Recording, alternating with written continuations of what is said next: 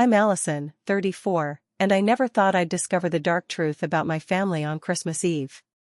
The image still haunts me, my grandmother Martha trembling violently, her frail body curled against our garden shed while snow collected on her shoulders. Inside our warm house, my parents, brother, and his wife clinked champagne glasses by the fireplace, laughing. The locked door. Her confusion. The text message draft on her phone begging me for help.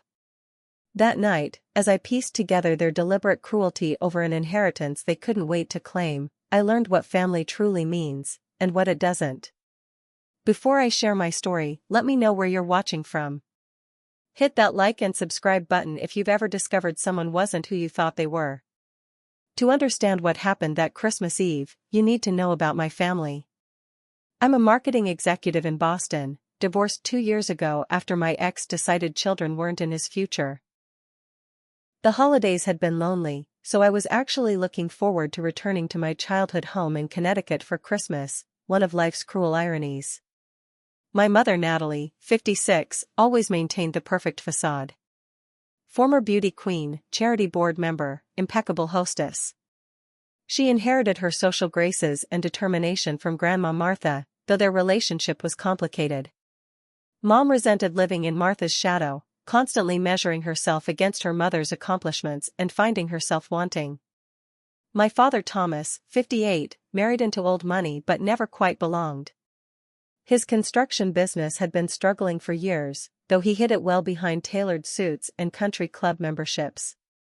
Dad's relationship with Martha was strained, she never thought him good enough for her daughter, and his pride never recovered from needing her financial help twice over the years. My younger brother Jason, 30, was the family golden child despite never holding a real job. His latest venture was a tech startup that needed just a bit more capital, something he'd been saying for 3 years. His wife Caitlin, 29, a former pharmaceutical sales rep, was equally invested in the family wealth, designing their future estate in the Hamptons while they lived in the guesthouse on Martha's property. Then there was Grandma Martha herself. At 78, she remained sharp as a tack, her silver hair always elegantly styled, her posture military straight. After my grandfather died 3 years ago, she sold their Manhattan penthouse and moved into the family estate, her childhood home, which she still owned. Martha was loving but stern, generous but shrewd.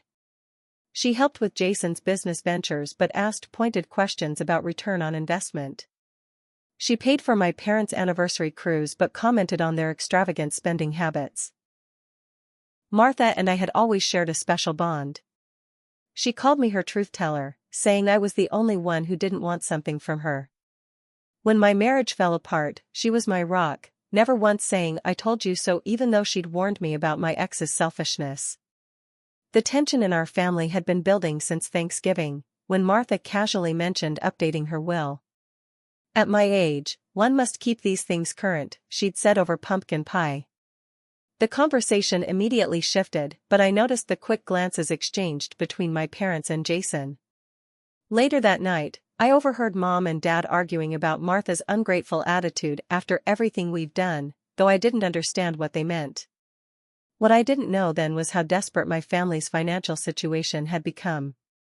Dad's business was months from bankruptcy. Mom had secretly remortgaged their house to fund Jason's failing startup. Caitlin had maxed out 3 credit cards maintaining their lifestyle. They'd all been counting on Martha's estate as their salvation. I'd been absorbed in my own life, rebuilding after my divorce and focusing on a major work promotion. I'd missed the signs, Mom's increasing criticism of Martha, Dad's unusual attentiveness to her health, Jason and Caitlin volunteering to prepare Martha's meals. Even the family dog, a golden retriever named Charlie who adored Martha, had been kept away from her because he excites her too much.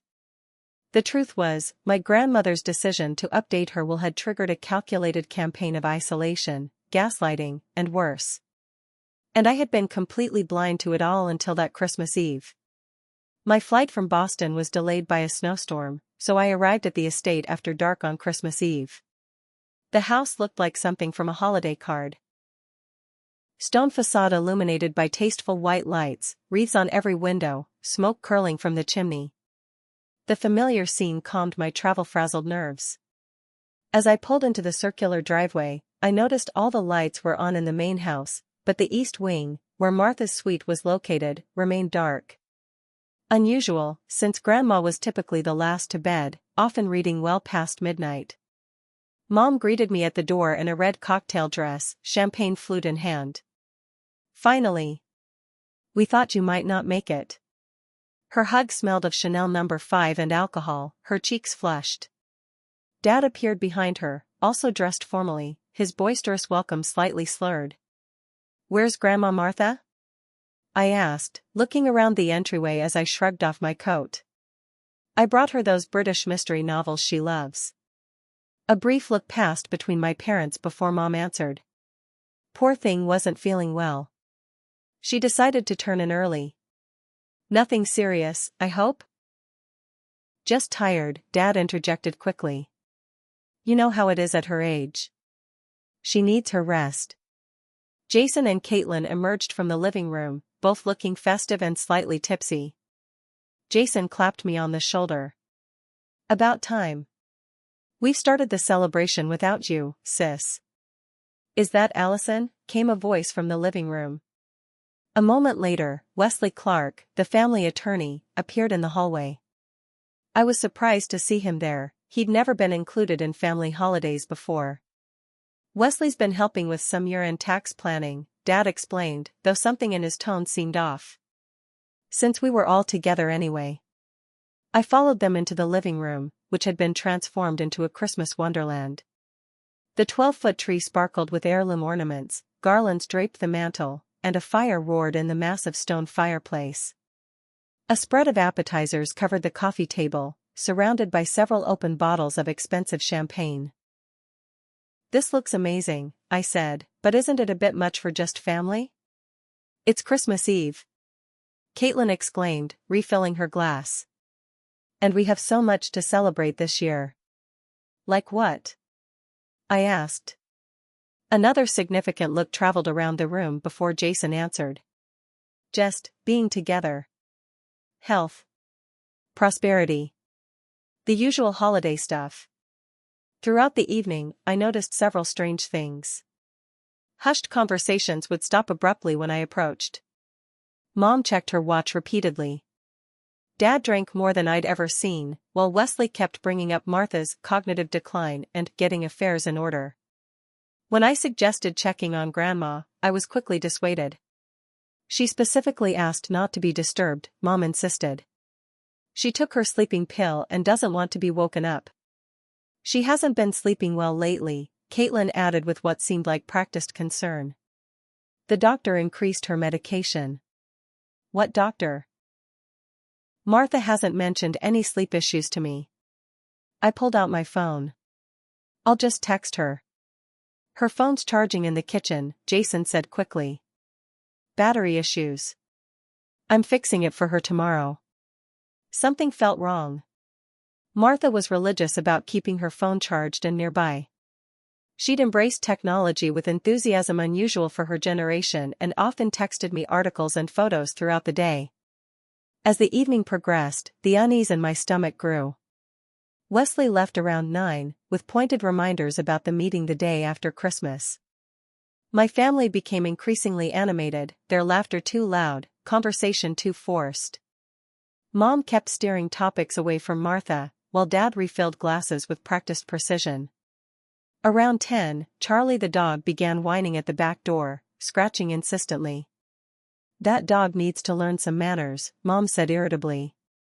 "Jason, put him in the garage." "He probably needs to go out," I suggested, moving toward the door. "I'll handle it," Jason said firmly, intercepting me. "You just got here. Relax." But Charlie's distress seemed excessive for a mere bathroom break. After Jason returned, I excused myself, saying I needed fresh air after the long flight. No one objected, though Caitlin offered unnecessary directions to the back patio in case the snow has made things unfamiliar. I stepped outside into the bitter cold, pulling my sweater tightly around me. The night was clear now, stars brilliantly visible, the recent snowfall reflecting moonlight across the grounds. As I exhaled, my breath clouded before me. That's when I heard it, a faint sound carried on the winter air. A voice, barely audible. "Help, please." I froze, straining to hear over the wind. There it was again, a weak call coming from near the garden shed about 50 yards from the house. "Hello?" I called out, my heart suddenly racing. "Is someone there? Help. Allison, help." I recognized that voice. Grandma Martha. I ran through the snow, my boots sinking with each step, panic rising in my throat. As I rounded the shed, I found her huddled against the wall, wearing only a light sweater and slacks. No coat. No gloves. Her silver hair was disheveled, her lips blue with cold. "Grandma." "Oh my God." I rushed to her side, stripping off my sweater to wrap around her shoulders. "What happened? How long have you been out here?" Martha's normally clear eyes were unfocused, her speech slurred from the cold. They said you weren't coming." "Christmas cancelled, locked the door." Her body felt like ice as I helped her to her feet. She stumbled, barely able to stand. "Who said that? Who locked you out?" I demanded, though I already knew the answer with sickening certainty. "Natalie. Thomas." She mumbled, her teeth chattering violently. "Said, get fresh air, then the door wouldn't open." The implications hit me like a physical blow. My family had deliberately locked Martha outside in freezing temperatures. On Christmas Eve, while they drank champagne by the fire. I half carried her toward the house, my mind racing. Hypothermia. She needed warmth immediately. Medical attention. How long had she been out here? Hours, based on her condition. As we approached the back door, I saw the curtain twitch, someone had been watching. By the time I reached the door, the entire family stood in the kitchen, expressions ranging from shock to something far more calculated. "Oh my God. Martha." Mom rushed forward in a convincing display of concern. "What on earth are you doing outside?" "She was locked out," I said bluntly, maneuvering Martha to a chair near the heating vent. "She's been out there for hours." "That's impossible," Dad interjected. "She went to bed early." "She must have wandered out confused. You know she's been having episodes lately." Martha, though weak, fixed him with a clear stare. "You put me out there," she said distinctly. An uncomfortable silence fell before Jason laughed nervously. "Grandma, you're confused. You took your medication, remember? You must have sleepwalked outside." "I never took any medication," Martha whispered. Caitlin stepped forward with practiced concern. "You did, Martha. I brought it to you myself with your tea before bed." "We need to get her to a hospital," I interrupted, reaching for my phone. "She has hypothermia." "Don't be dramatic, Allison," Mom said sharply. "She just needs to warm up. Caitlin was a nurse before pharmaceutical sales, she can check her out." "Medical assistant," I corrected automatically. "And no, she needs a doctor. Now." As I dialed 911, Dad tried to take the phone from my hand. "You're overreacting. This will be embarrassing for everyone." I pulled away, explaining the situation to the dispatcher. While I talked, Martha clutched my free hand, her grip surprisingly strong given her condition. "Don't leave me with them," she whispered. Jason approached with a blanket. "Here, Grandma, let me help you get comfortable." As he leaned close, Martha flinched away. That's when I noticed something in Jason's pocket, a phone with a distinctive red case. "Martha's phone. Why do you have Grandma's phone?" I demanded, ending my call with emergency services. "I told you, battery issues," he replied too quickly. I was charging it. I reached over and plucked the phone from his pocket before he could stop me. The screen came to life immediately, showing a draft text message to me, "Help. They're trying to hurt me. Please come." The room went deadly silent as everyone saw the message. "Give me that," Dad lunged for the phone. I stepped back, keeping the device out of reach. The ambulance will be here in 10 minutes. And I think they'll be very interested to see this, along with the police I asked them to bring. In that moment, looking at their faces, calculating, panicked, angry, I realized I was staring at strangers wearing my family's faces. People capable of leaving an elderly woman to freeze to death on Christmas Eve. She's been confused lately, Mom said carefully, composing herself. Paranoid. Making accusations. The doctor warned us this might happen. What doctor? I demanded. Dr. Reeves. He's been treating her memory issues for months now. We didn't want to worry you with your divorce and work stress. Martha, who had been silent, suddenly spoke with surprising strength. I've never seen any Dr. Reeves in my life. They're lying, Allison. The wail of sirens in the distance broke the standoff. Dad's face hardened. This is a family matter. We'll explain everything to the paramedics.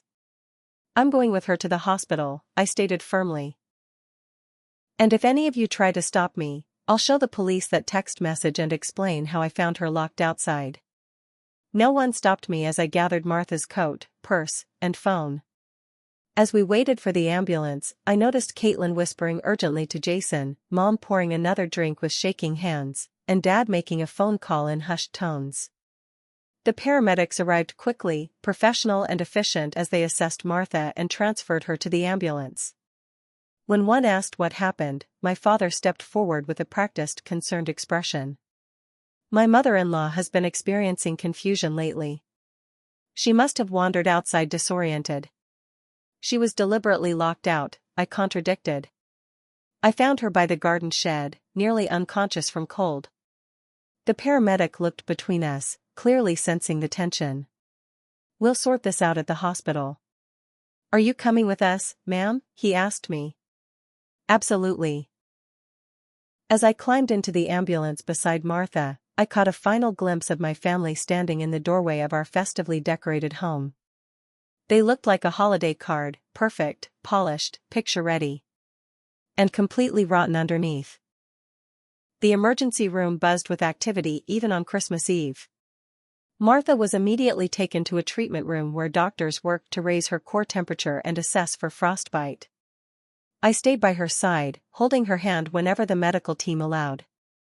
Your grandmother is suffering from moderate hypothermia, Dr. Lin explained once Martha was stabilized. Her body temperature was dangerously low when she arrived. If she'd been outside much longer, the outcome could have been very different. Will she be okay? I asked, throat tight with fear and anger. We expect a full recovery, but we'd like to keep her overnight for observation. She's remarkably resilient for her age. When we were alone, Martha seemed more lucid, though exhaustion lined her face. Thank you, she whispered. If you hadn't come outside. I couldn't finish that thought. Grandma, what's been happening? Mom said something about a doctor, memory problems? Martha's expression hardened. Lies. All lies. They've been planning this for weeks. Maybe months. She described a systematic campaign of isolation and manipulation. First, small things disappeared, her glasses, her favorite brooch, her address book. Then came the memory tests, administered by someone they claimed was a visiting nurse. Family members began finishing her sentences, correcting perfectly accurate memories, exchanging meaningful glances when she spoke. Last week, I overheard Jason and your father talking about speeding things up before the new year, Martha said, her voice gaining strength.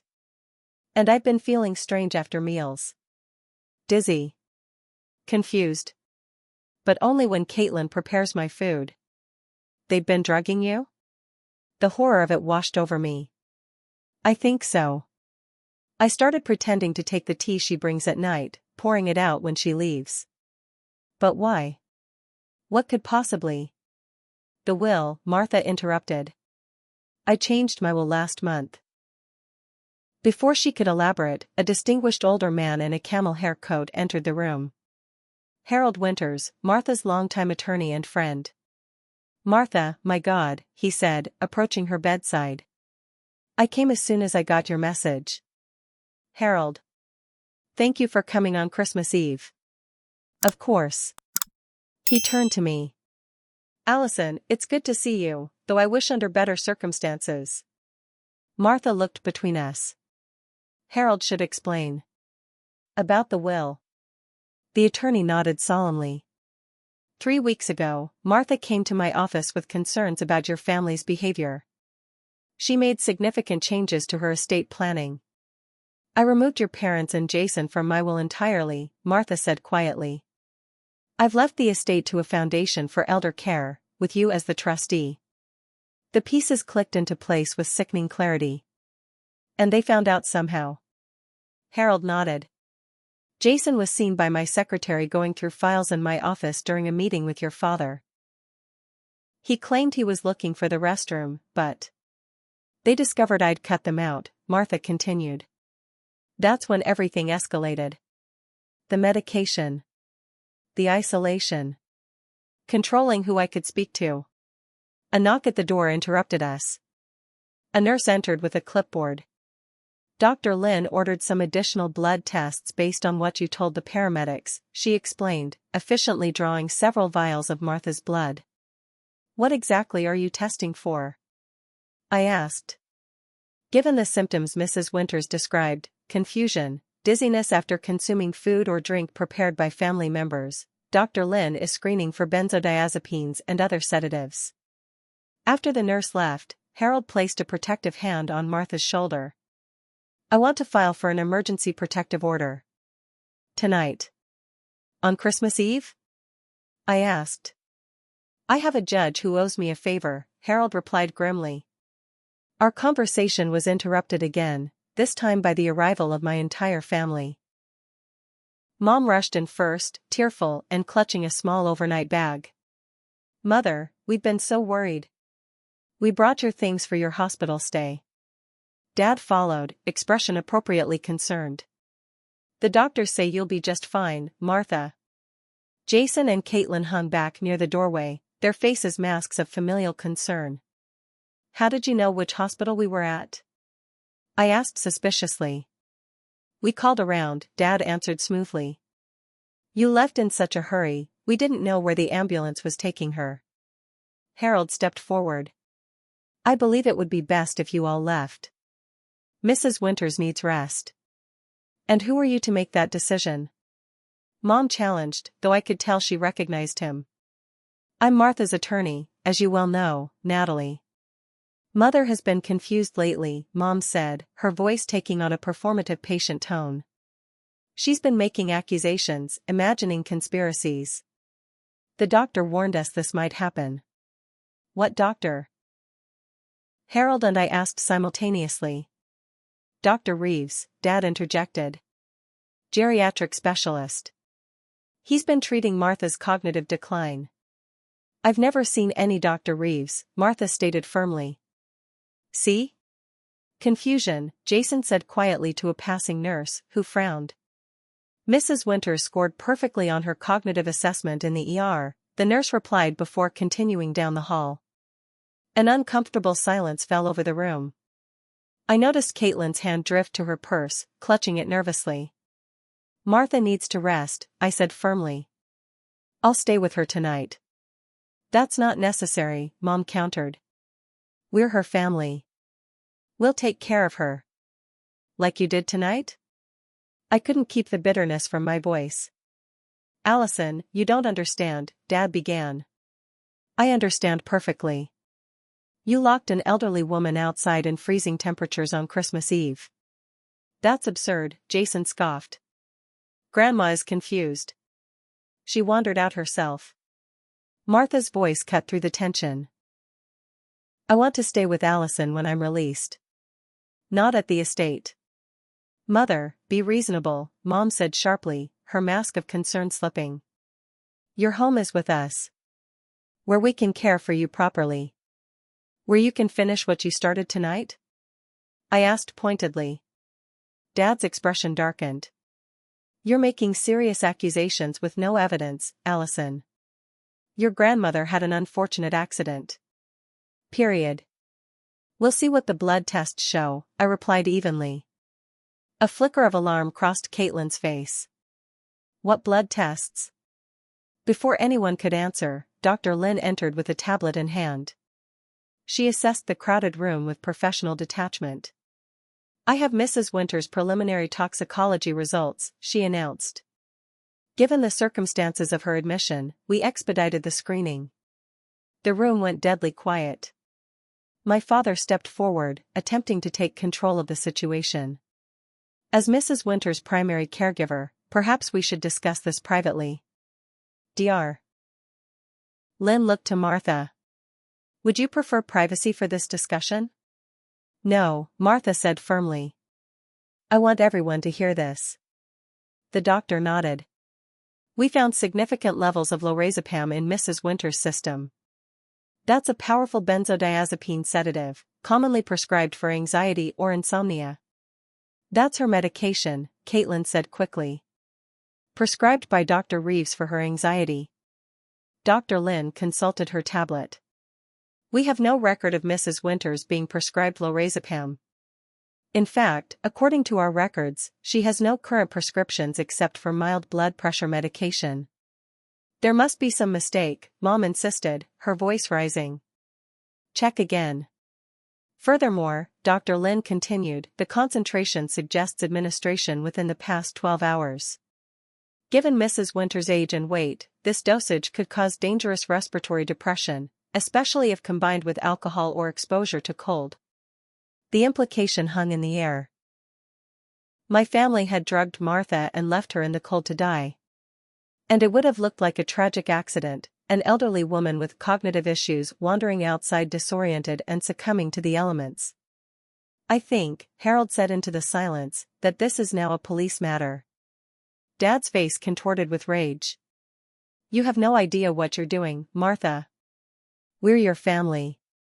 After everything we've done for you. You've done nothing but take from me for years, Martha replied, her voice stronger than I'd heard all night. And when I finally said no more, you tried to kill me. No one's trying to kill anyone, Jason interjected desperately. This is all a misunderstanding. A hospital security guard appeared in the doorway. Is everything all right in here? The nurse said there might be a problem. Harold addressed him directly. Please escort these people from the room. They are not authorized to be near Mrs. Winters. You can't do this, Mom hissed at Martha. We'll contest everything. You're clearly not competent to manage your own affairs. Good luck with that, Harold replied calmly, now that we have medical evidence of your attempts to drug her. The police will be very interested in that security footage from my office as well, showing Jason rifling through confidential files. One by one, my family members were escorted from the room, their protests fading down the hallway. Only then did I release the breath I'd been holding, collapsing into the chair beside Martha's bed. It's really over, she whispered, reaching for my hand.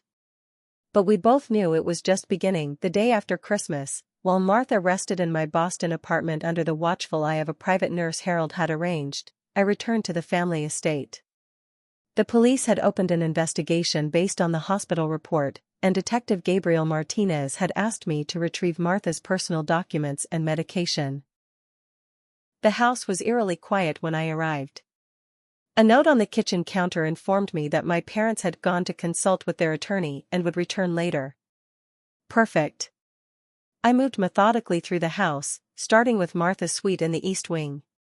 Her bedroom had been meticulously cleaned, too clean, as if someone had been removing evidence. The medication bottles on her nightstand were organized by size, labels facing forward, but a quick check confirmed they contained only her prescribed blood pressure pills. In her desk, I found Martha's journal, hidden in a false bottom drawer she'd shown me years ago. The most recent entries confirmed everything she'd told me at the hospital. December 10th, Natalie insisted I take a cognitive assessment today. The specialist asked bizarre questions, then wrote notes while whispering with Thomas. I intentionally answered some questions wrong to see their reaction. They seemed pleased when I appeared confused.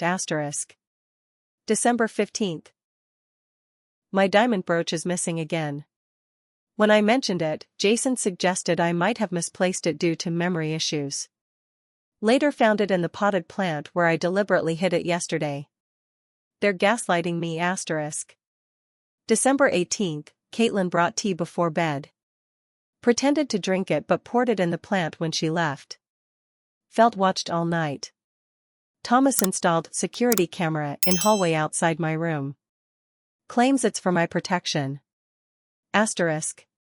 December 20th, overheard Jason and Thomas discussing timeline and speeding things up before New Year's. Something about insurance and policy activation periods. Must call Harold tomorrow. December 23rd, Caitlin insistent about me taking evening tea. When I refused, she hovered until I pretended to drink it. Felt Thomas watching from doorway. Called Allison but phone died mid-conversation. Jason took phone to charge it but hasn't returned it. Feel imprisoned in my own home.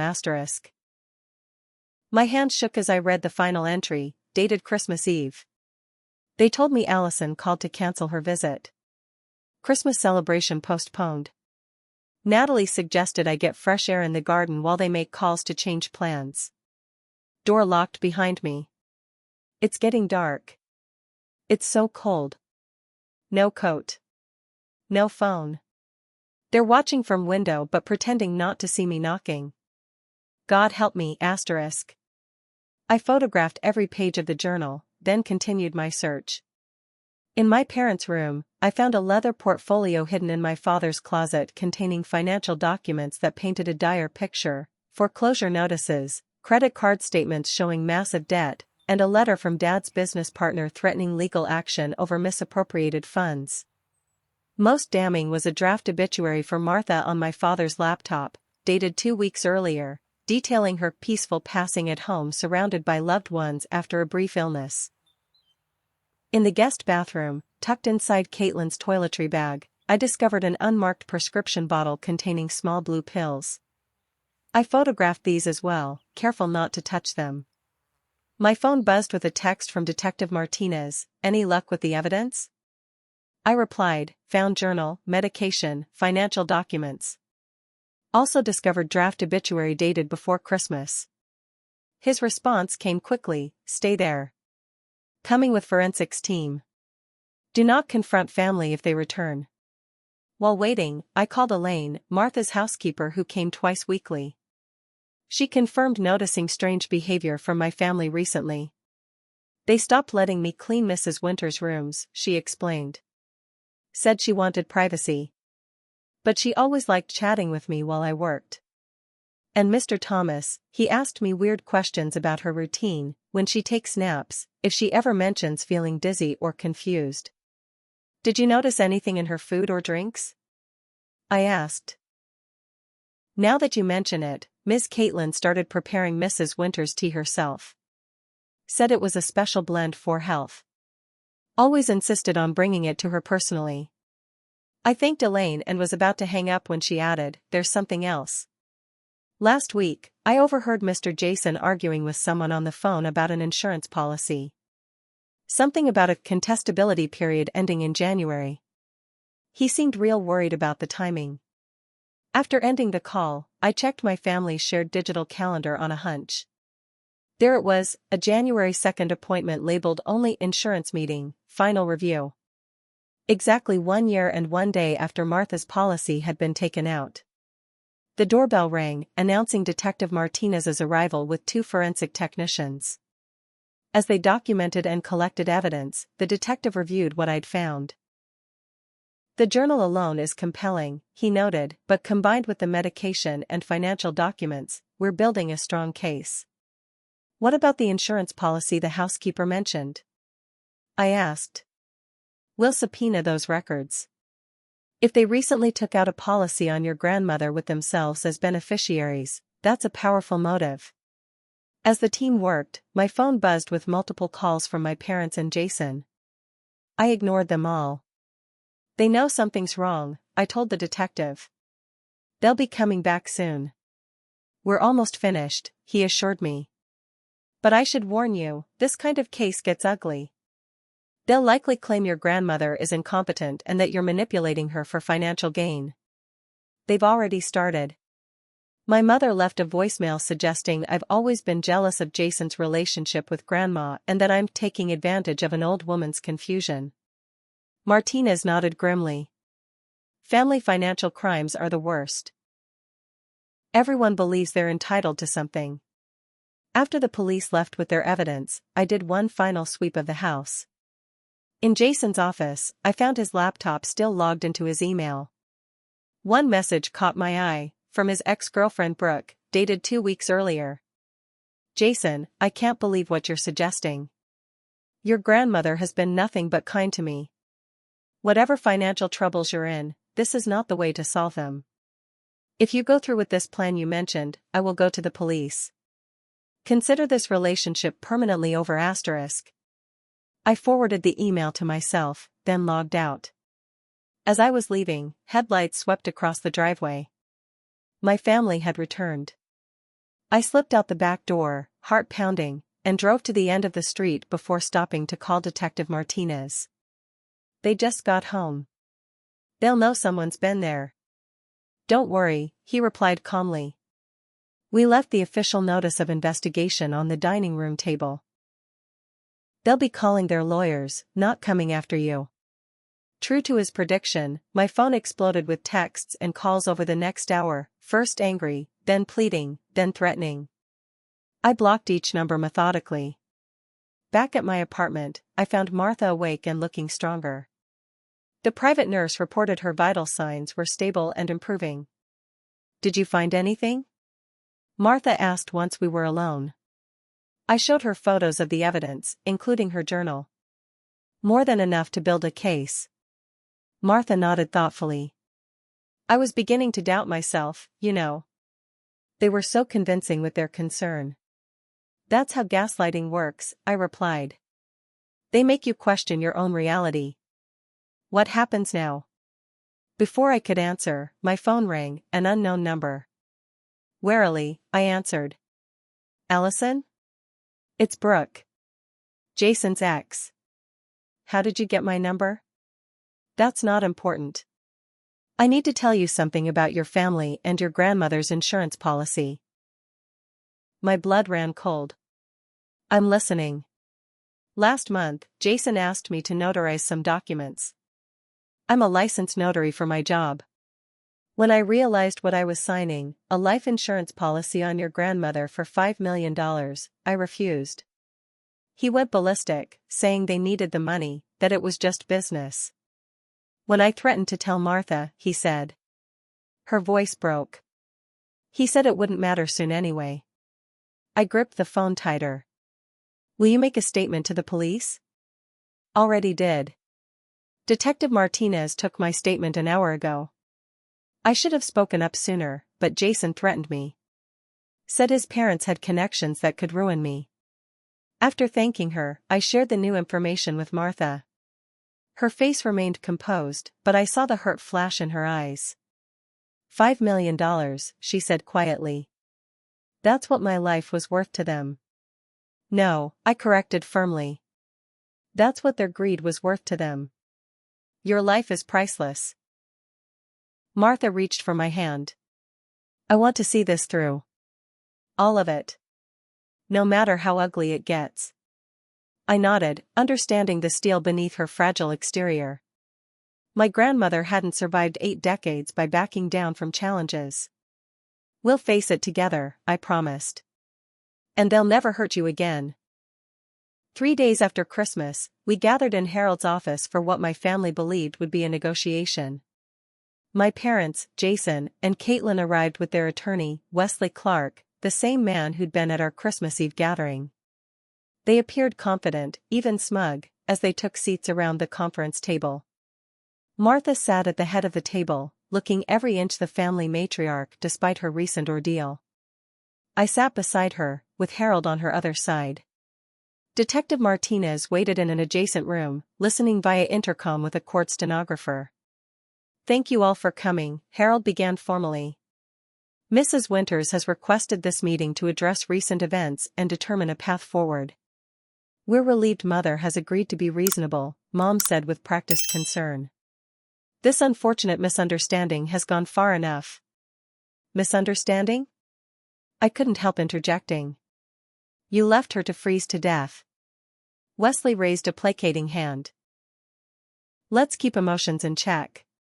We're here to resolve a family matter privately. Mrs. Winters, Harold continued, would you like to begin? Martha straightened in her chair. I've asked you here to give you one opportunity to explain yourselves before formal charges are filed. My family exchanged glances before Dad leaned forward.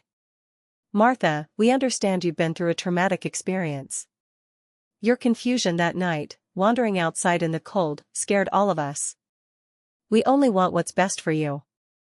What's best for me? Martha's voice remained steady. Was drugging me with sedatives what's best for me? Mother, no one drugged you, Mom said soothingly. You've been taking anti-anxiety medication prescribed by Dr. Reeves. Sometimes it causes confusion as a side effect. There is no Dr. Reeves, I stated flatly. We've checked with every geriatric specialist in Connecticut. None have Martha as a patient. Wesley shifted uncomfortably but recovered quickly. Perhaps there's been a miscommunication about the doctor's name. No miscommunication about this, Harold said, sliding copies of the toxicology report across the table. Lorazepam found in Mrs. Winters' system, a medication she was never prescribed. Caitlin paled visibly but remained silent. We have Martha's journal documenting your systematic campaign of psychological manipulation, I continued, placing the photocopied pages on the table. And the housekeeper's statement about Caitlin's specialty. This is absurd, Jason sputtered. Grandma's been imagining things. Writing down paranoid fantasies. Like this fantasy? Harold produced the life insurance policy documents. A $5 million policy taken out on Martha's life exactly 1 year ago, with all of you as beneficiaries. The contestability period ends in 3 days, after which the suicide exclusion and investigation provisions expire. A heavy silence fell over the room. Wesley whispered urgently to my father, who had gone ashen. That policy was Martha's idea, Dad finally said. Estate planning. Tax purposes. Really? I challenged. Then why did Brooke's notary log show that Martha wasn't present when it was signed? Jason's face contorted with anger. That bitch. She swore she wouldn't say anything. Jason. Mom hissed in warning, but it was too late. Harold placed another document on the table. We also have the draft obituary, written weeks ago, found on Thomas's laptop. This is all circumstantial, Wesley argued, though his confidence was clearly shaken. Nothing directly proves intent to harm. Perhaps this will help, Harold said, producing a flash drive. Security footage from the estate showing Natalie and Thomas escorting Martha outside on Christmas Eve, then locking the door. Additional footage shows them watching from the window as she tried to get back in. My mother's composure finally cracked. You don't understand what it's been like, she burst out. Begging for scraps from her table our entire lives. Everything we have, the house, the business, our standing in the community, it all depends on her approval, her money. Natalie, stop talking, Wesley warned, but she was beyond restraint. She was going to cut us out completely. Give everything to charity. After all we've done, all we've endured. Her constant judgment, her impossible standards. So you decided to kill her? I asked, unable to keep the horror from my voice. No one was trying to kill anyone, Dad insisted, though his voice lacked conviction. We just needed her to be declared incompetent. The medication was to make her seem confused. The Christmas incident got out of hand. Out of hand? Martha spoke for the first time since the accusations began. You left me to die in the cold. It wasn't supposed to go that far, Jason insisted, desperation in his voice. You were just supposed to get disoriented enough that we could claim you wandered out confused. We were going to find you after an hour. But you got distracted by champagne and celebration, I said bitterly. We were under extreme financial pressure, Dad argued. The business is weeks from bankruptcy. The house is mortgaged to the hilt. Jason's investors are threatening legal action. We were desperate. So desperate you'd murder your own mother? Martha asked quietly. Caitlin, who had remained silent throughout, suddenly spoke. It wasn't murder. Not technically. It was exposure to elements. Natural causes. That's what Jason said. Her voice shook. He said if she was found outside, confused from the medication, it would look like an accident. The insurance would pay out. No one would question it. Caitlin, shut up. Jason snapped. No, I'm done lying, she shot back. You said no one would get hurt. You said we'd find her before anything serious happened. But you kept pouring champagne, saying let's give it another hour. You knew exactly what you were doing. The room erupted into chaos, Jason and Caitlin shouting accusations at each other, Mom dissolving into tears, Dad demanding Wesley do something, and Wesley himself gathering papers and suggesting they continue this discussion later. Harold calmly pressed a button on the conference phone. Detective Martinez entered with 2 uniformed officers. I've heard enough, the detective announced. Thomas, Natalie, Jason, and Caitlin Winters, you're under arrest for attempted murder, elder abuse, fraud, and conspiracy. As the officers read them their rights, my family's unified front completely disintegrated. This was Thomas's idea. Mom cried. He said we needed to secure our future before Martha changed her will. Natalie was the one who locked the door. Dad countered.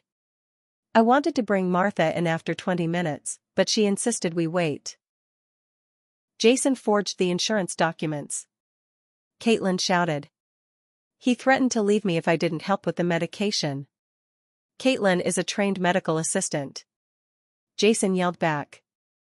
She knew exactly what dose would cause confusion without being lethal. This was her specialty. One by one, they were led from the room in handcuffs, still hurling accusations at each other. When they were gone, Martha released a long, shuddering breath. 56 years I've been Natalie's mother. 35 years I've known Thomas. 30 years watching Jason grow up. All that time, and I never really knew any of them. I took her hand, feeling its fragility beneath my fingers. I'm so sorry, Grandma. Don't be, she said, straightening her shoulders. Some truths are painful but necessary. Better to face them clear-eyed than live in comfortable delusion. Harold gently touched her other hand. The district attorney wants to meet with you tomorrow, Martha. This won't be easy. Family cases rarely are. Martha nodded resolutely. I'll be ready. Allison will be with me. As we left the office, reporters had already gathered outside, alerted to the arrests of prominent community members. Martha faced them with dignity, declining comment except for one brief statement. Justice will take its course. In the meantime, I ask for privacy as my granddaughter and I rebuild what truly matters, a family based on love, not greed. In the car afterward, Martha stared out the window at the winter landscape rushing by. Do you think I should have seen it coming? She asked quietly. Were there signs over the years? I thought carefully before answering. I think people can hide their true nature for a very long time when there's enough at stake. But the truth always surfaces eventually. She nodded slowly. Then I'm grateful the truth surfaced while I'm still alive to see it. And to build something better from the ruins. The weeks following the arrests unfolded in a blur of legal proceedings, media attention, and profound personal adjustment. My parents, Jason and Caitlin, were held without bail, deemed flight risks due to the severity of the charges and evidence of recent large cash withdrawals and passport applications. The case sent shockwaves through our community. Friends and acquaintances chose sides, with some refusing to believe the charming family they knew could commit such acts, while others came forward with stories of concerning behavior they'd witnessed over the years. Martha handled the publicity with remarkable grace. She declined all interview requests but issued a statement through Harold supporting elder abuse awareness. If this can happen in a supposedly loving family, she wrote, it can happen anywhere. We must protect our most vulnerable with vigilance and compassion. Privately, however, the betrayal took its toll. Martha moved permanently into my Boston apartment, unable to return to the estate filled with painful memories. Some nights, I'd find her sitting by the window in the early hours, staring at the city lights. I keep thinking about where I went wrong with Natalie, she confided during one such night. Was I too strict? Too demanding? Did I create this somehow? This isn't your fault, I insisted. They made their choices. But something must have been broken long before that Christmas Eve, she persisted. People don't suddenly become capable of such cruelty. She was right, of course. As we sorted through family photographs and memories, patterns emerged, moments of callousness dismissed as stress, manipulative behaviors excused as ambition, troubling incidents buried beneath the family's carefully maintained image. The legal case progressed rapidly thanks to the overwhelming evidence and, most significantly, my family's eagerness to betray one another for reduced sentences. Mom accepted a plea deal first, testifying against Dad in exchange for a lesser charge.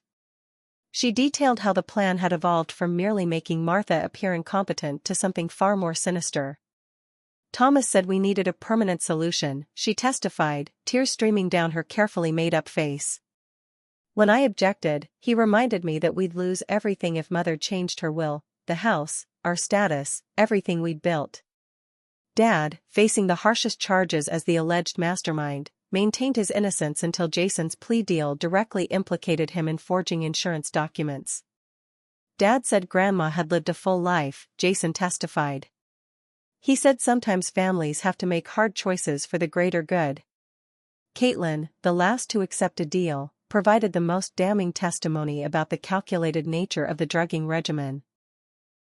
We started with low doses in her evening tea, just enough to make her seem confused to visitors, she explained clinically. When that wasn't enough, we increased to doses that would affect her memory and coordination. Jason researched which medications wouldn't appear in routine blood work.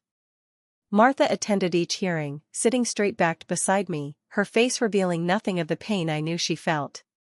Only once did she falter, when the prosecution played the security footage showing her confused, increasingly desperate attempts to re-enter the house while my family watched from inside. The sentencing, when it finally came, brought little satisfaction. Dad received 20 years for attempted murder, conspiracy, and fraud. Mom got 12 years for her cooperation. Jason accepted 15 years, and Caitlin 8. Substantial sentences, yet somehow inadequate for the betrayal they represented. It's over, I told Martha as we left the courthouse after the final hearing. No, she replied thoughtfully. It's just beginning. She meant her transformation. In the months that followed, Martha channeled her pain into purpose with remarkable determination.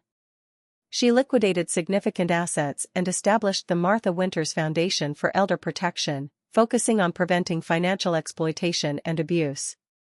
I left my marketing career to help establish and eventually run the foundation, finding unexpected fulfillment in advocacy work. We created educational programs, funded research, and established emergency housing for elderly victims of abuse. Martha herself became a powerful speaker, her personal story lending weight to her message. Her testimony before a state legislative committee helped pass enhanced penalties for elder abuse and new protective regulations for the insurance industry. I never imagined reinventing myself at 79, she told me one evening as we reviewed the foundation's quarterly reports. I thought my life's work was done. Clearly the universe had other plans, I replied. Martha's resilience inspired my own healing process. The divorce that had once seemed like my life's defining tragedy now felt like merely a painful chapter in a much larger story. I began dating again, cautiously at first, then with growing confidence. Our new version of family emerged gradually, built around choice rather than obligation. My cousin Emma, who'd distanced herself from my parents years earlier citing their toxic behavior, reconnected with Martha and became a regular presence in our lives. Harold, initially just Martha's attorney, became a dear friend and trusted advisor. Ironically, as the foundation's work gained recognition, former family friends who had initially shunned us returned, eager to associate with our success. Martha handled these fair-weather connections with characteristic wisdom. We'll accept their support for the cause, she decided, without expecting personal loyalty. People are complex, rarely all good or all bad. This generosity of spirit extended even to my family in prison. Martha read their letters when they wrote, responded occasionally with brief, civil notes, but maintained firm boundaries. When Mom requested financial help for her appeal, Martha declined gently but firmly.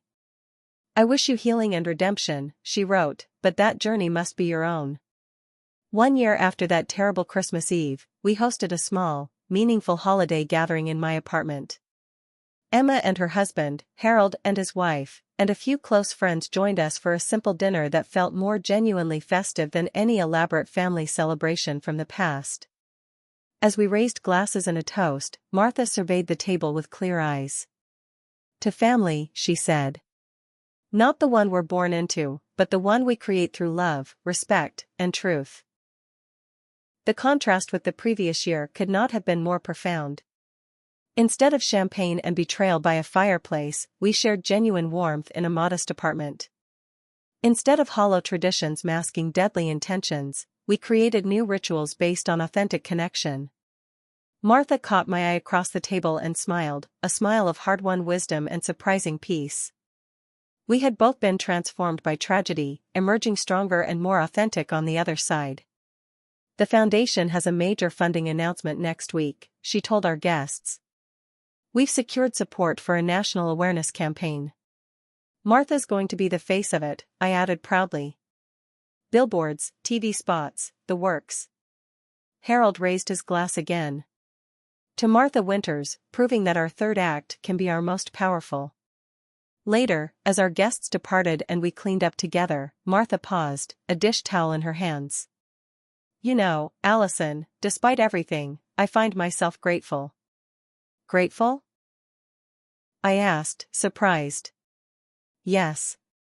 Not for the betrayal, of course. But for the clarity it brought. At my age, many people are surrounded by people who want something from them. I've been privileged to see the truth, painful as it was. Now I know exactly who's truly in my corner. She reached for my hand. And I've discovered that one person who truly loves you is worth more than a houseful of people who merely claim to. As I embraced her, I realized we had both found an unexpected gift amid the wreckage of what we'd once called family, the chance to build something real from the ground up. 2 years after that fateful Christmas, Martha and I had settled into a new normal. The foundation had grown beyond our expectations, with offices in 3 cities and a staff of dedicated professionals. Martha, now approaching her 81st birthday, had become a recognized advocate for elder rights, her dignified presence lending credibility to our cause. I had found my own fulfillment as the foundation's executive director, channeling my marketing expertise into raising awareness about elder abuse. My personal life had blossomed as well. I was dating Gabriel, the detective who had handled Martha's case, our relationship built on mutual respect and shared values. One crisp December morning, my assistant delivered an unexpected letter, from Jason, postmarked from the correctional facility where he was serving his sentence. It's been screened by security, she assured me, noting my hesitation. I showed it to Martha over lunch. Do you want to read it together? She considered the envelope thoughtfully. Yes, I think we should. Inside was a handwritten letter on lined paper. Allison and Grandma Martha *. I've spent 2 years thinking about what I did and trying to understand how I became capable of such cruelty. The mandatory therapy here has forced me to confront uncomfortable truths about myself and our family *. I'm writing because I need to share information you don't have, not to reduce my sentence or gain sympathy, but because it's the right thing to do, perhaps the first right thing I've done in years *. The plan to harm Grandma went beyond what you discovered. It wasn't just about her changing her will. There was a larger conspiracy involving Wesley Clark and others targeting wealthy seniors in our community *. If you're willing, I'd like to meet to explain everything. What happened to Grandma wasn't isolated. Other families need to know what's happening. I don't expect forgiveness. I don't deserve it. But I can at least try to prevent this from happening to someone else. Jason. Martha read the letter twice before speaking. Do you think it's genuine? I'm not sure, I admitted. It could be manipulation. Or it could be truth we need to hear, she countered. Either way, I think we should meet him. A week later, we sat across from Jason in the prison visiting room. 2 years of incarceration had transformed him from the polished, confident man I remembered into someone gaunt and subdued. When he saw Martha, his composure briefly cracked. Grandma. I didn't think you'd come. I almost didn't, she replied honestly. Jason nodded, accepting this. Thank you for being here. Both of you. He explained that the plot against Martha had origins beyond our family's financial desperation. Wesley Clark, our longtime family attorney, had been operating a sophisticated elder exploitation ring for years, identifying wealthy seniors and helping their families access their assets through various means, sometimes legal manipulation, sometimes not. Wesley approached Dad 3 years ago, after Grandpa died, Jason explained. He said he had solutions for families concerned about inheritance issues.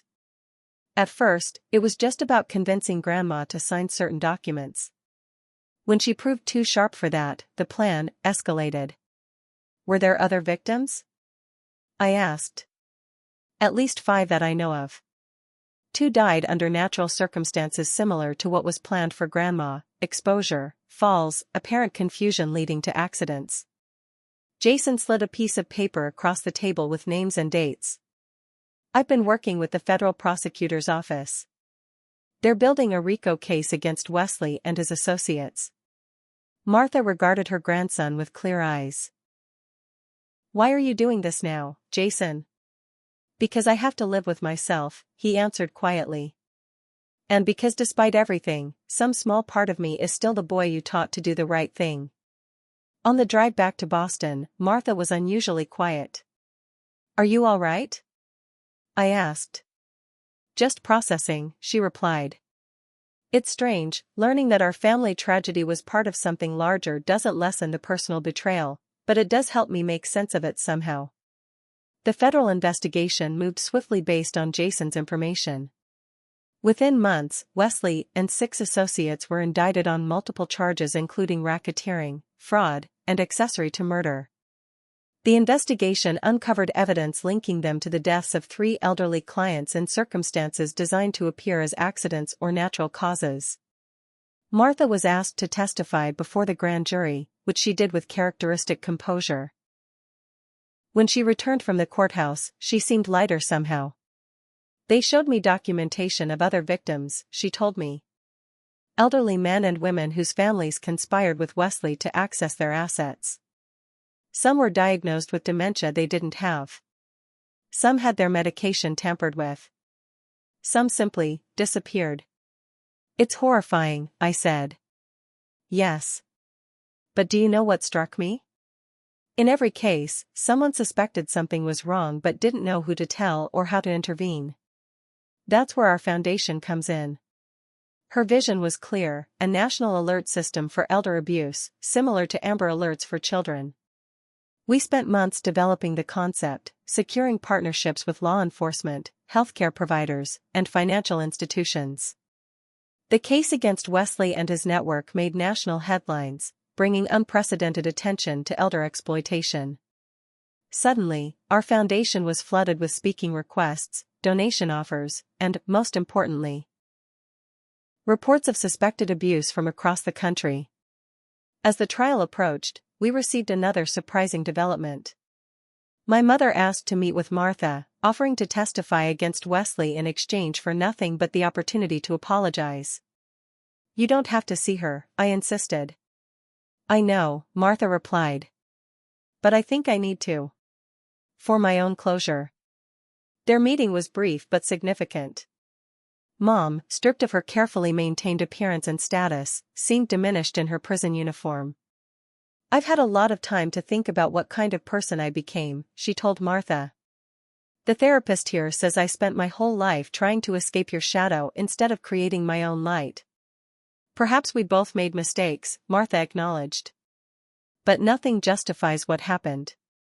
I know. I'm not asking for forgiveness.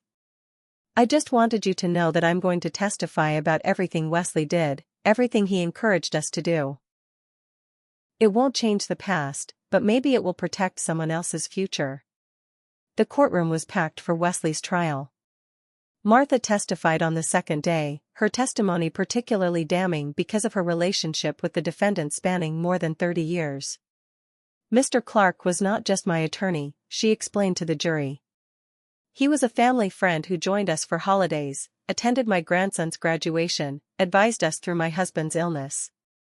His betrayal went beyond professional misconduct, it was a violation of decades of trust.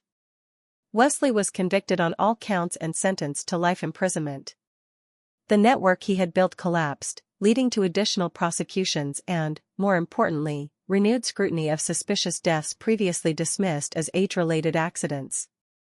The day after the sentencing, Martha received an unexpected visitor at the foundation office. Natalie's younger sister, my Aunt Christine, who had distanced herself from the family years earlier citing my mother's toxic competitiveness. I should have stayed in touch with you, Christine told Martha. Maybe if I had, I would have seen what was happening. We can't rewrite the past, Martha replied. But perhaps we can create a different future.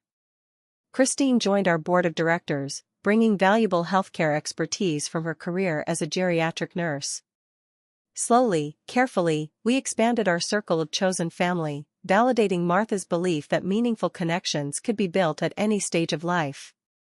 As another Christmas approached, Martha surprised me by suggesting we host a larger gathering at her new home, a modern apartment she had purchased near the foundation's headquarters.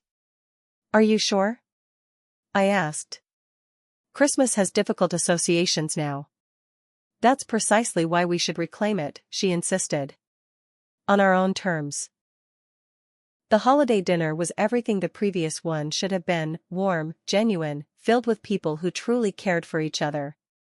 Gabriel was there, as were Christine and her family, Harold and his wife, and several foundation colleagues who had become dear friends.